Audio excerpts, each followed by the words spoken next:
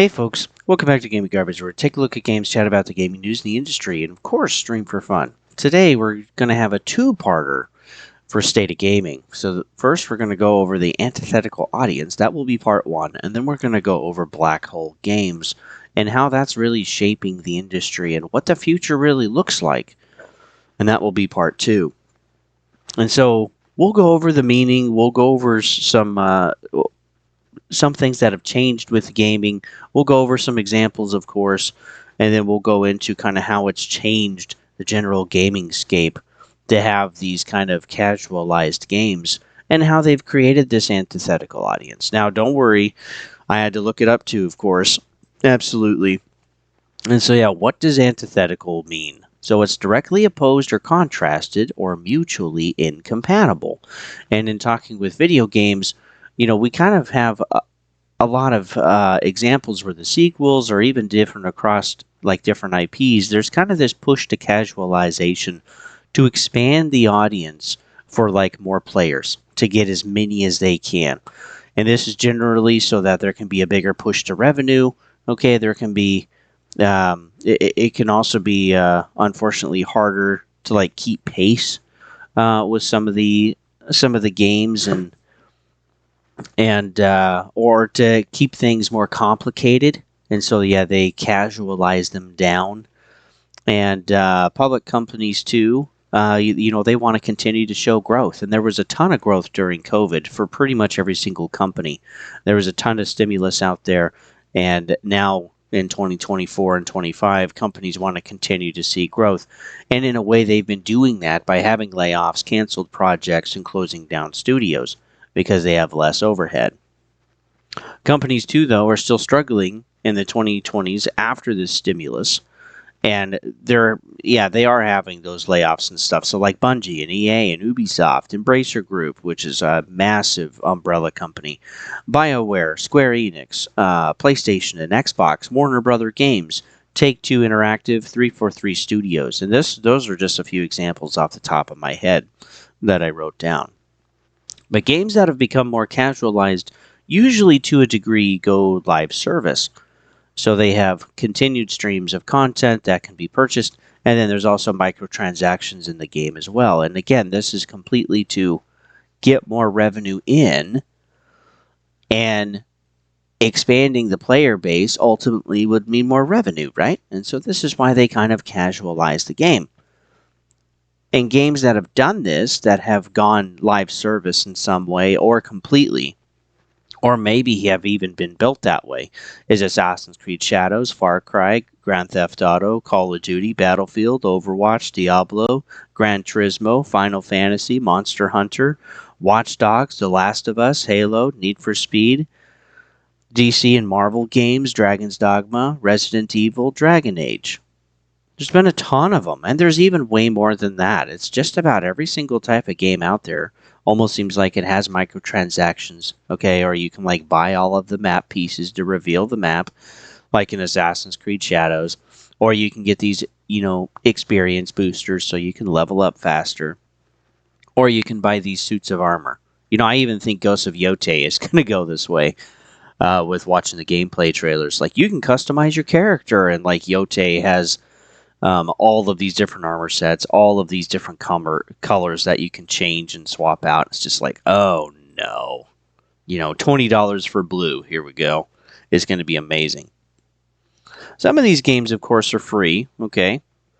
Like Overwatch 2 at this point. The first one actually you had to pay, which I thought was insane back then. Same with Black Ops 4, which almost nobody remembers. But yeah, Black Ops 4 you also had to pay for, which was a $60 game to basically play Warzone. You could think of it like that, which was insane. And then some games, too, they have kind of casually or like slowly shifted to live service. Like Dragon Age was supposed to be a completely live service game, but they scrapped that. So that was almost live service. But like I think another one, too, that's a pretty good example that didn't used to be is, in a way, Halo, where there's this kind of constant flow of content instead of just a co-op story and multiplayer. It's like, well, we'll separate the multiplayer. We'll have that be its own thing. We'll also have a campaign in there. And then yeah, with the multiplayer, we'll continue to push with seasons and we'll charge for colors and all of this stuff, which sounds crazy. And then, of course, some of these games as well that I mentioned also have basically added microtransactions, which is pretty much all of them. Even Resident Evil, the remake, no, number 2 and number 4, which again is kind of nuts, and Need for Speed and Diablo and Watch Dogs. It's like they've all added their own kind of versions of microtransactions, and again, it's to get more money through the door. But they have all pushed this toward expanding the audience by using live service and microtransactions and casualizing the game mechanics so that, again, more players can feel engaged or whatever. A good example of this to a degree, which it's kind of a unique casualization, but like skill-based matchmaking in Call of Duty or maybe even some other games. Call of Duty is really, really bad, but like with skill-based matchmaking, the idea is to pair like skilled players together and that they can all play in the same map. And so you get some kills, you have some deaths, you're all going to get some experience and level up or rank up in your stuff. And so you all feel like it was, quote, a good experience. And that's what they say the data actually supports. But the thing that gets frustrating for folks like me is that we just want to be able to have a broader amount of skill-based matchmaking so that we can have a more casual experience instead of trying to sweat the whole time. Because regardless then of what you're doing is that if you have a really tight skill-based matchmaking, you're going to have to sweat, right? You're going to have to compete, or you're just going to absolutely get stomped into the dust. And, some people do this to combat this. They have some really horrible games on purpose. Others just play casually and accept that they're going to drop down until they just basically don't drop down anymore. And other people play at different times of day because then there's different types of skill players around the world. And yeah, it's an interesting conundrum because you want to enjoy the game, but now you're sweating through the whole thing. And some people, yeah, they certainly strive and live for that kind of stuff, so they enjoy it. But they're way up there in the skill base. But yeah, eventually, when these players feel frustrated, when they feel like they've played it before, again because of the game mechanics, they usually move on. Generally speaking. Except for these black hole games, which that's going to be a future vid. But games that have pushed to innovate or games that have pushed to add things to their sequels or even across different IPs, with what the studios do. But we have like Elden Ring, Baldur's Gate 3, and Expedition 33. They're all, have one game of the year, and I'm sure Expedition 33 will also be nominated. And there's no live service in the game. There's no microtransaction. And they built their own thing for cheaper, and they understood their audience, and that's why it sold. But I'd say, too, even Elden Ring, to a degree, lessened the challenge to a degree in Elden Ring. Because let me tell you, playing Dark Souls 1 again, or playing Dark Souls 2, or Sekiro, or even remembering some of the bosses in Bloodborne, playing Elden Ring, it had its own challenges. Okay, it had its own, game design, and it was a wonderful world to explore. But it did feel like there was a casualization, just very small changes to combat. There's a much bigger push for magic, being able to attack enemies from afar while most of them are melee, so that's an advantage. Also, being able to have an easier time calling in people. Which that's definitely an advantage too, because you can pretty much pick up anybody you wanted at these summoning pools, which I still think is a great idea. But again, even Elden Ring, I feel like to a degree, casualized stuff. And while some of it is perfectly okay and is good for the game, it does expand the audience. Again, Elden Ring sold 30 million copies, which is crazy, and also won Game of the Year. But then when you casualize too much, well, then your games all feel the same. They don't really mean anything. The characters are hard to engage with. The story, too. And the game is ultimately too easy and too quick to beat. There's no kind of real challenge there there's not a lot of emotional engagement. And so the characters, or excuse me, the players ultimately tap out. They don't want to play, right? And I feel like Ubisoft is in that position. They have casualized everything so much, even with their like Assassin's Creed games, that again, folks don't want to play. So let's take a look at Game of the Year games, since they've been having the event um, since 2014. So Dragon Age Inquisition, that probably had of uh, a little bit of casualization. But like some different groups had Bayonetta 2, Dark Souls 2, Hearthstone, Middle Earth, Shadow of Mordor. 15 was The Witcher 3, and Bloodborne was in there, Fallout 4, Metal Gear Solid 5, Super Mario Maker. 16 was Overwatch. It was actually the first live service game that won Game of the Year. Doom, Inside, Titanfall, Uncharted 4.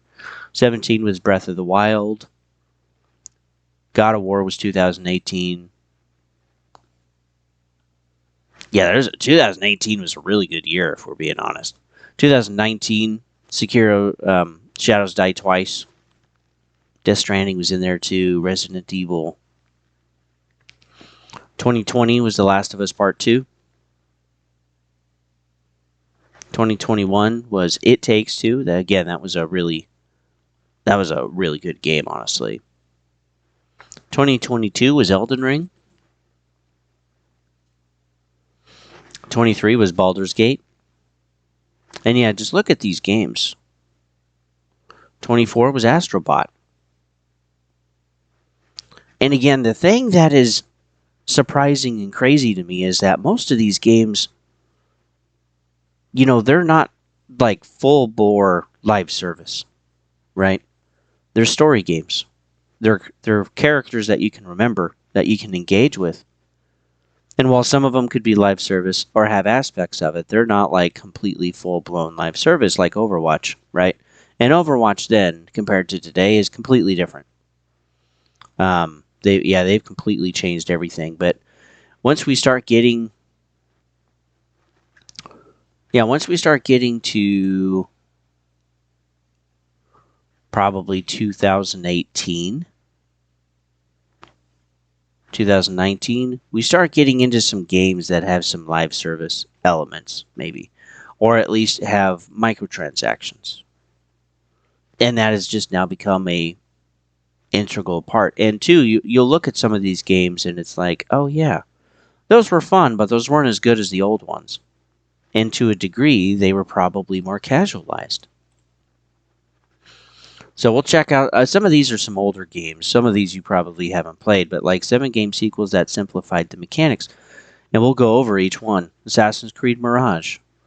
So it was a smaller, more stealth-focused Assassin's Creed. It wasn't this big, massive whatever, right? And actually, it sold pretty well. It was also a cheaper price point. But they also streamlined the combat and the side quests to make it easier to get through the story, to make it easier for the combat. Technically, even though the combat was buggy and wasn't necessarily designed super well. But you could see what they were going for. Splinter Cell Conviction took inspiration from gritty Hollywood movies, so there were definitely more cinematics in there. They sped up traversal and movement and enhanced the shooting elements, because again, it wasn't a focus on stealth anymore. And they definitely did that. And it's like, while it looked like a Splinter Cell game, it didn't necessarily feel like one. Mass Effect 3 further emphasized combat at the cost of RPG elements. I would probably agree with that. Yeah, removed almost all minigames and puzzle elements from prior games. Simplified the space mining game. So like, again, not all of these have to be massive changes, but they can tweak or adjust things, again, to make it easier or to make it more streamlined and to not have to struggle through the game, or at least parts of it. And again, it's for some of us, like in the 1990s and 2000s, the struggle was just part of the game. And I feel like that ultimately was a good thing, because when we got to things in real life, as we got older, it's like, oh yeah, well, this is just kind of how it is. Or it allowed us to work on our endurance, our emotional fortitude. Because again, you already had some of those struggles. They weren't to the same degree, of course, but the principle was still there. And with the casualization of games, man, I look at younger kids or other folks' kids, um, or even just some of my younger friends, and it's like they have such a hard time pushing forward or pushing through stuff, and it's just like, man, please get used to it. It doesn't get easier. Rainbow Six Vegas. Notorious difficulty of earlier games was removed, which, yes, that is accurate. Um, we're talking about repeating the levels over and over and over again because of failure. Dude, Rainbow Six was freaking insane. Like most people, there's no way they would play it today. Health regeneration, cover systems, and modernization controls simplified the combat. Yes, they did. But it also made it more fun, too. Street Fighter 6. New accessibility features made it a welcoming game for many. And again, that's another thing. It's like, hey, we want to broaden the audience. We want to make it more welcoming where they don't have to know what's been going on. They can just kind of jump right in right here, and we can hopefully get more sales. And there was more content, absolutely, and then mechanics were also introduced too. More mechanics. The Witcher 3. Combat mechanics were more accessible. Potion use and crafting was easier to comprehend, and the story and lore were more accessible too to newcomers. Again, you didn't have to play the other games. And a lot of people, when you actually talk about The Witcher 3, this is where they jumped in. And it's like, yeah, it's an amazing game, right? And again, as just an example of the casualization, getting more players in. Breath of the Wild. Open world replacing the linear experience of Skyward Sword. Frustrating and challenging motion controls were reduced in frequency and reliance. Again, it was a simplification. I said that wrong, but you know what I mean. So it's just interesting. It's like while we enjoyed some of these games, or even some of these IPs, it's like eventually it gets to a point where they casualize it too much. And when it becomes too casualized, then it's kind of a game for nobody. It kind of becomes like an Ubisoft game. Or it kind of becomes like Madden. Or some other EA games. And there's just no real way out of that. And yeah, they just make the game for no one. And like I kind of think of World of Warcraft. Like we had some modders take vanilla WoW, make some servers. Blizzard told them to take it down. Blizzard basically took over that idea, relaunched WoW so they could sell it to you when it used to be free, as far as I understand. And then they're like, well, we'll just reintroduce the packs. And it's like, no, you guys don't understand. Like they casualized it so much that now the power level didn't matter. Your gear that you earned didn't matter anymore. And that was the whole point of the game, was to actually work towards stuff and feel accomplished getting it. And the Blizzard folks didn't get that. And so, yeah, they casualized WoW to death to where modders took over and brought back original WoW. And then Blizzard eventually brought it back. And they're running into the same problem again. They have seasons now. And it's like, man, what's the point? Like, every season, stuff's going to change. Or, like, I can just work through things so quickly. And this is making WoW players quit. Now, there still is an audience, for World of Warcraft. But again, it's not the same. It's a completely changed audience. And the old audience is gone. And that is what the antithetical audience is. I also think of Call of Duty. Okay, it used to be a gritty game about seriousness and war, and even introducing and talking about some of that through some of the game. And even some of the things you got to experience, it was like, oh, wow, war is brutal. Like, this sucks. And it kind of gave a window into how war was, or especially with World War II. Medal of Honor and Call of Duty, my word, man, they just ran with that forever. But again, the casualization of it all was making it faster, the movements, and then introducing microtransactions and battle passes, season passes, whatever, and getting to a point where it's like, okay, now we have elephants and frogs and whatever that is and everything else. And they were just copying what Fortnite had already done. Or even too with Battlefield, or excuse me, with Call of Duty Black Ops 4. Again, I feel like they really casualized the game because there was no campaign. It was just Black Cell, which eventually turned into Warzone. And now Warzone is free, and they brought the campaign back. They even did that with Battlefield. It's like, oh yeah, it's just multiplayer. There's like there's no campaign. So again, there's the content is becoming more casualized. And they also changed the entire class system, which is ridiculous. That's a casualization in 2042, which was insanely frustrating. And now with Battlefield 6, it sounds like, again, they're casualizing it some more. They're adding a war zone, which they're hoping for 100 million players. Good luck. That ain't going to happen. And then the other thing is that it looks like regardless of what class you're going to be able to be, you're just going to be able to swap in and out any gear or weapons you want, like Call of Duty. And it's like, okay, then you're rendering the class system worthless. It's not really going to go anywhere or be anything, and again, it's still not going to be the same. But eventually, when you do this, WoW, Call of Duty, Battlefield, will you lose those players that have grown up with your IP? And then if it doesn't compete as well to bring newer players in, this is how you kill off your IP. This is how you kill your game and eventually your studio and publishing and everything else. And I even feel like, Halo is going through this. A lot of IPs are. And it's incredibly frustrating. I mean, do you think we'll get another Overwatch? Another Last of Us? Or Watch Dogs? Do you think we'll get another Dragon Age? What about another Forza Motorsport? Again, Motorsport used to be something amazing, and then with the last one that they did, they live serviced it to death, and again, it just feels like everything else. And the mechanics are designed so that it's just more grindy. That's not fun, right?